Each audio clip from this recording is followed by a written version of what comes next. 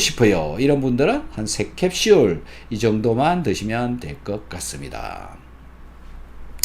자, 시청 감사드립니다.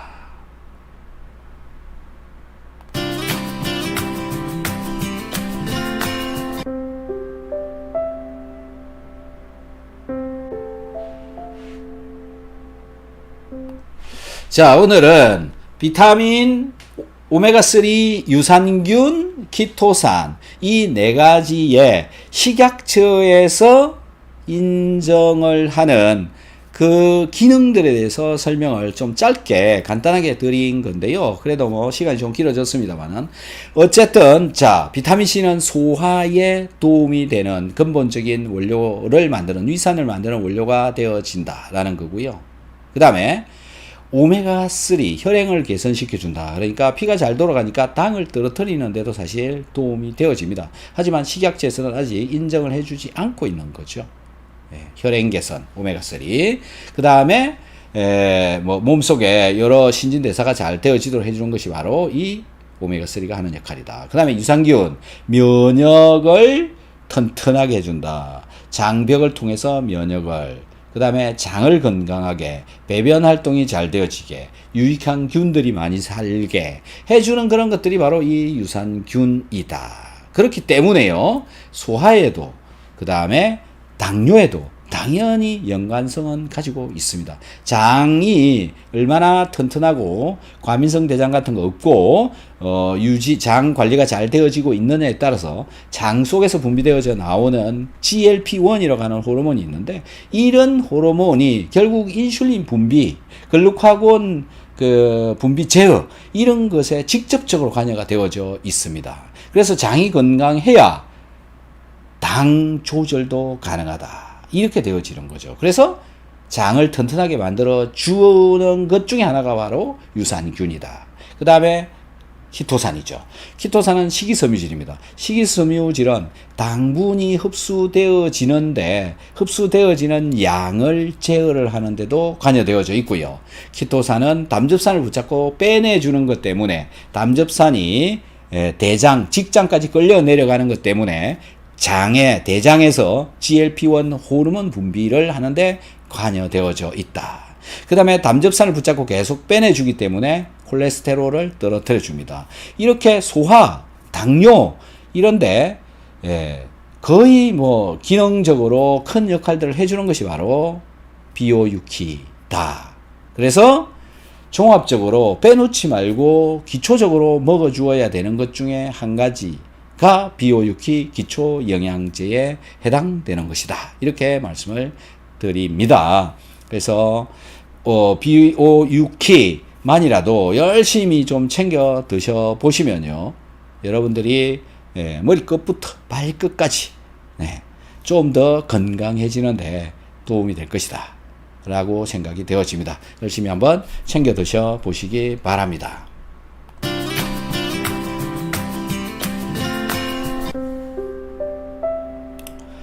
자, 지금부터는 여러분들께서 올려놓으신 질문에 답변을 드리는 시간을 가지도록 하겠습니다. 자, 질문 봐보겠습니다. 김혜영님, 박사님 40대 중반 여성입니다. 비타민C 메가도사 한지 만에서 13,000 6개월이고요. 비오유키소는 한 달 보름 정도 됩니다. 소화가 시원한 느낌이 없었고 커피를 한 잔 마시면 속이 더부르겠습니다. 하지만 지금은 속이 편하고 커피도 상관없어요.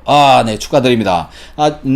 지금 보니까는 한 달 보름, 그러니까 45일 정도 만에 이제는 뭐 어느 정도 많이 회복이 된 것 같군요.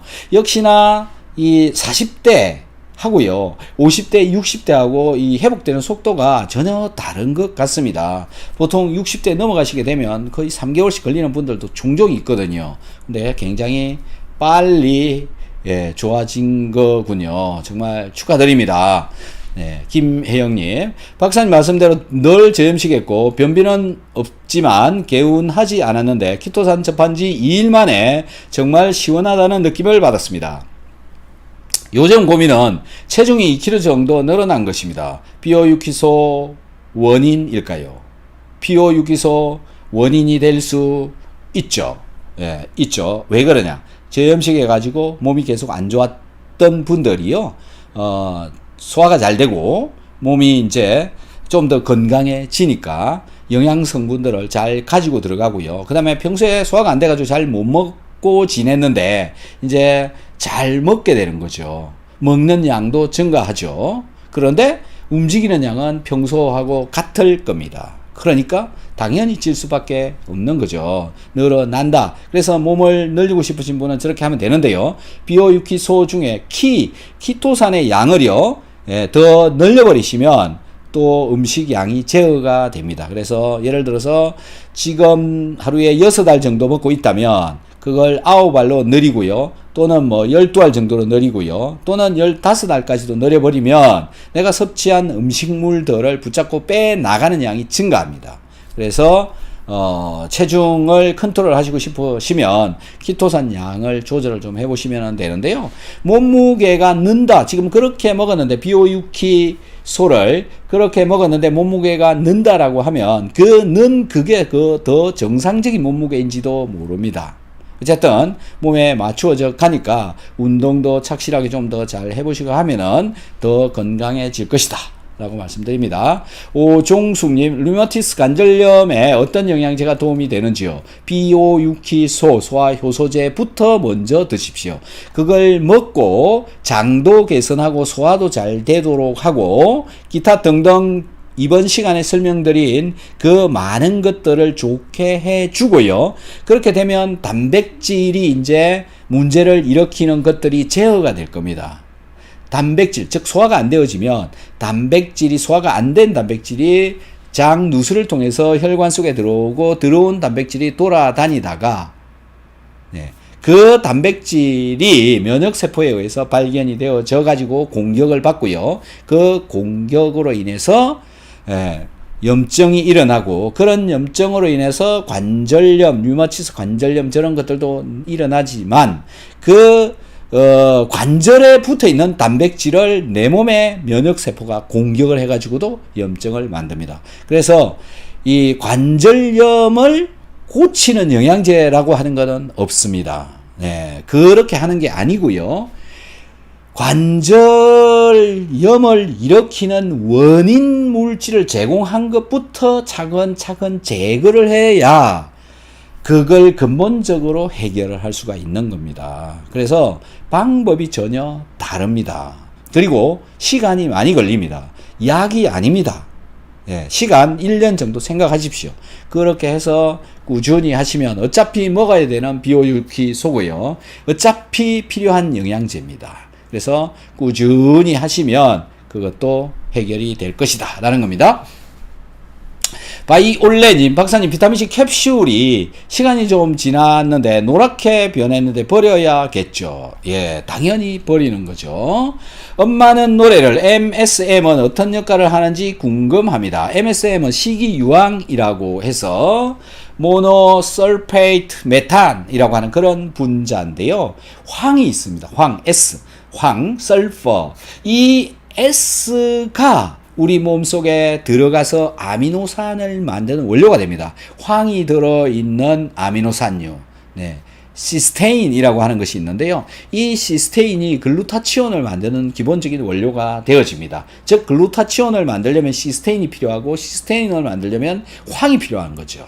이런 분자, 아미노산 만드는 데도 쓰이고요. 관절염을 개선시켜 주는데도 저 MSM이 이용이 되어지고 있습니다. 그래서 관절이 안 좋으신 분들은 MSM 열심히 챙겨 드시는 것도 괜찮고요. 특히 암 환자들은 저걸 뭐 한 30g에서 50g씩 매일 먹고 있는 걸로 알고 있습니다. MSM 괜찮으니까는요, 한번 잘 챙겨 드셔서 관절을 튼튼하게 한번 만들어 보시기 바랍니다. 바이올레님, 식전 키토산 자꾸 까먹어서 식후에 먹어도 될까요? 까먹으면 먹어도 됩니다. 까먹으면 식후에 먹어도 됩니다. 근데 까먹지 않으면 식전에 먹는 게 좀 더 효과적이다라는 거고요. 영양제 먹는데 여러분들이 굉장히 그 순서나 양이나 이런 것들에 대해서 고민을 많이 하시는 것 같은데요.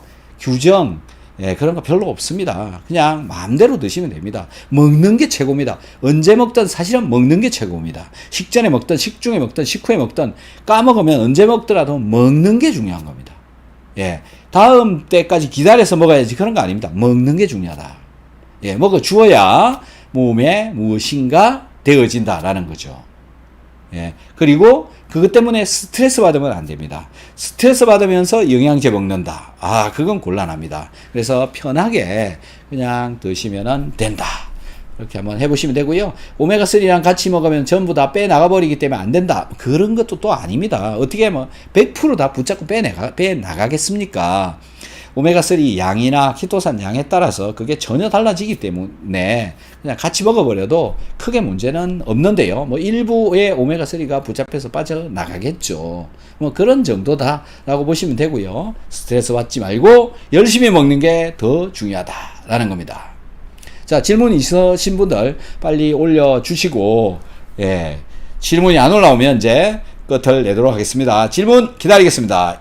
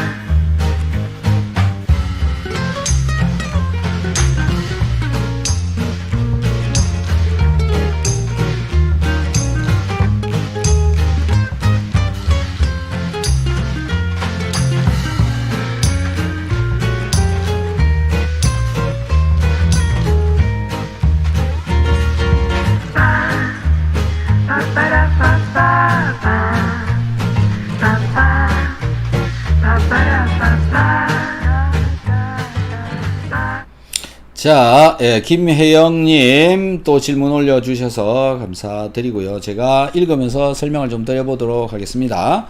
박사님, 40대 후반 남성, 당뇨인이다. 비오유키소 한 달 반 됐다. 비타민C 메가도스는 6개월 정도 했다. 식후 혈당 평균 125다. 식후 2시간 정도가 125가 나오는데 공복이 140에서 150이다. 공복이 더 나오니 당황스럽다. 이렇게 이야기를 하시고 계십니다. 자, 이거 이제 언제 쟀느냐가 중요한데, 공복 혈당은 보통 아침에 일어나서 재겠죠. 예, 아침에 일어나서 주로 재시는 거 맞죠? 예, 그 다음에 식후 2시간은 또 언제 재느냐라는 건데, 아침 먹고 나서 2시간 후나, 점심 먹고 나서 2시간 후나, 저녁 먹고 나서 2시간 후나, 이때 재시겠죠. 예. 자, 이것 때문에 그렇습니다. 이것 때문에 식후 혈당은 왜 낮냐라는 건데요. 2시간 정도 뒤에가 되면 혈당이 내려가죠. 저도 보통 123, 이 정도 나오거든요. 2시간 뒤에. 근데 아침 공복은 저는 100 이하로 나옵니다. 93, 이 정도 나옵니다. 자, 근데 저분은 아침에 일어나서 공복, 아침에 일어나서 공복, 그때 재셨죠? 예. 점심 때 잰 게 아니잖아요. 그죠? 점심 먹기 전에 바로, 또는 저녁 먹기 전에 잰 거 아니고 아침에 일어나자마자 이렇게 잰 거죠. 자, 제가 지금 말씀드린 이런 시간대별로 측정을 하게 되면 왜 그런 현상이 나타나느냐 이거죠.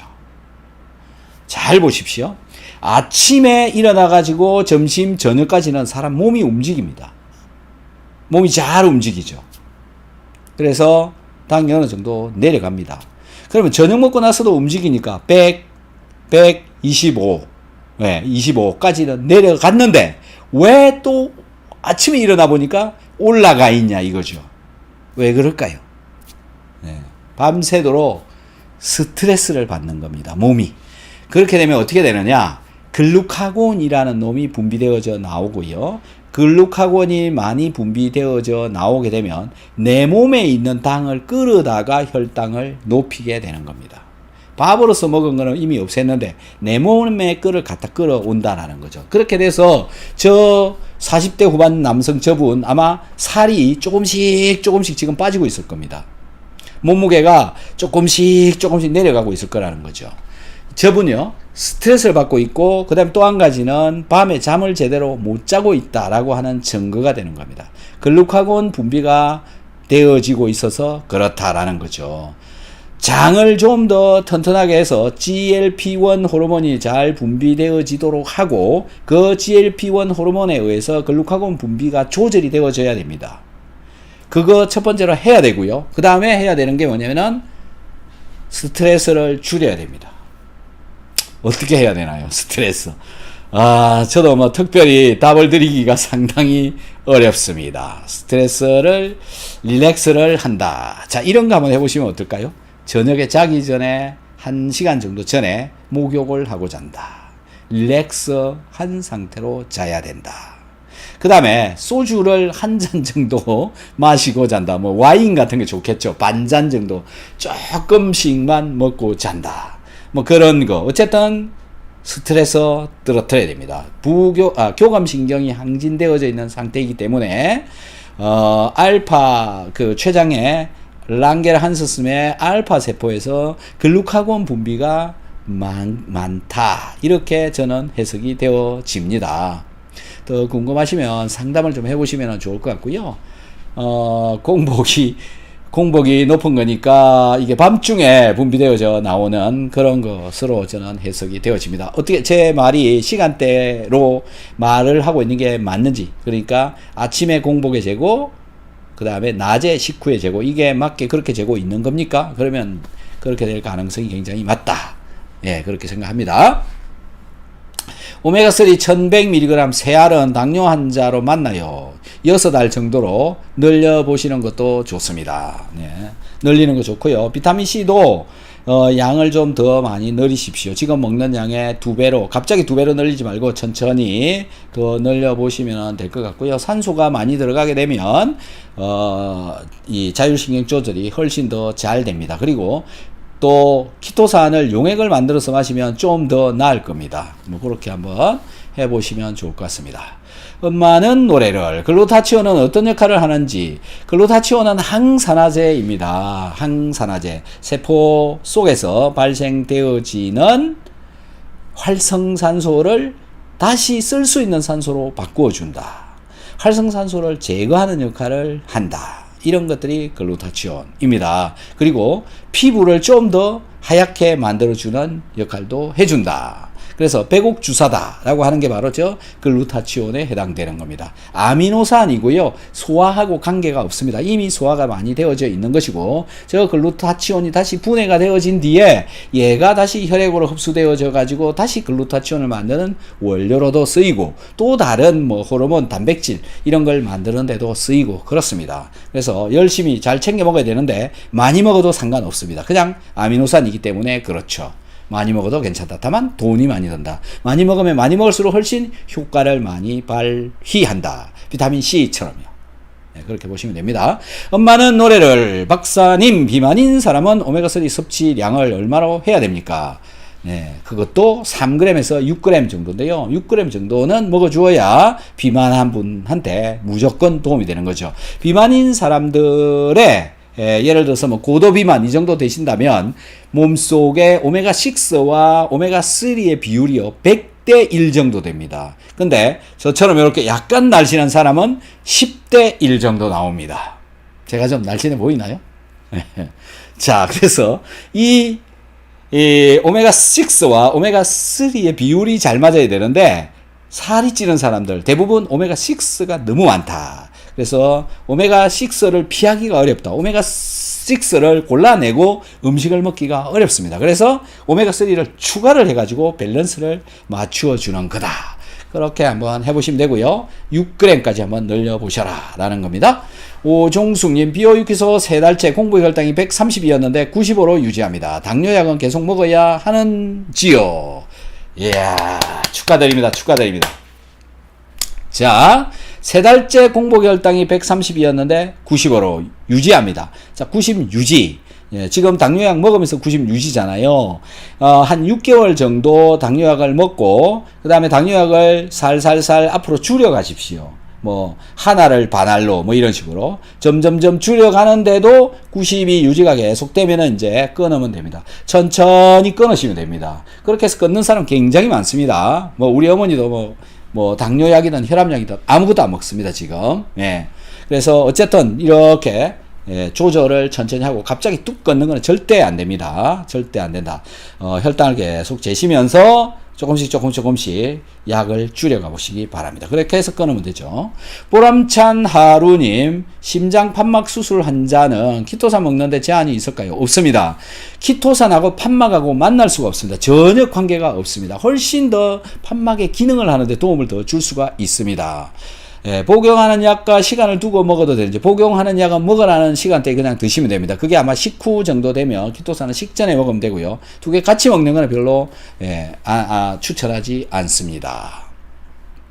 자, 김혜영님, 네 맞습니다 라고 제가 한 말이 맞는 걸로 나온다면 밤중에 그 수면 잠을 제대로 못 자고 있거나, 그 다음에 스트레스를 평소에 받고 있거나 그런 문제가 있다. 그 다음에 혹시 한번 밤에 코를 많이 고는지 그거를 또 보셔야 됩니다. 코를 골면 산소 공급량이 딸려 가지고 그것 때문에 당 소모가 또 잘 안 된다. 또 산소가 부족해지면 몸이 긴장을 하게 됩니다. 그래서 그런 부분들도 같이 살펴봐야 된다. 그래서 일단 한번 해볼 만한 게 뭐냐면은 잠 주무시기 전에 릴렉스 할 수 있도록 목욕을 한다. 일주일만 한번 해보십시오. 매일 목욕을 하고 한번 자보십시오. 일주일만. 그렇게 해서 한번 조절을 해보시고, 어쨌든 릴렉스를 하는 그런 방법을 찾아내야 된다. 긴장하지 않는 방법을 찾아내야 된다라는 겁니다. 코 많이 골아요. 그러시죠? 네. 그래서 그런 것들이 전부 같이 작동을 하고 있다라는 건데요. 제가 보기에는 좀 깊이 있는 상담을 해서 조금씩 해결을 해 나가는 게 좋지 않을까 이렇게 생각을 합니다. 혈당 지금 140 정도 나오는 그 분, 그러니까는 지금 공복혈당 그러니까 40 저거를요 없애야 됩니다. 그러니까 하루에 절반 정도가 혈당이 굉장히 높은 그런 유지를 하는 거죠. 밤중에 40, 50 정도 100보다 높은 4, 50 저게요. 혈관벽에 자꾸 달라붙고 쌓이다가 결국 나중에 혈관 문제, 합병증을 일으키는 원인이 되어진다. 저게 바로 당독소라고 하는 것을 만드는 원인 물질이 바로 당뇨의 포도당인 거죠. 그래서 우선 떨어뜨리는 거 굉장히 중요하니까요. 같이 해놓는 게 훨씬 더 좋을 것 같습니다. 자, 오늘 긴 시간 함께 해주셔서 너무너무 감사드리고요. 또 질문, 정말 좋은 질문들 많이 해주신 여러분들께 감사드립니다. 방송을 함께 만들어 간다고 저는 생각을 합니다. 여러분들과 같이 이렇게 만들어가는, 그래서 항상 행복하고 여러분들이 있어서 즐겁습니다. 오늘도 따뜻한 저녁 되시고 잘 주무시기 바랍니다. 고맙습니다. 안녕히 계십시오.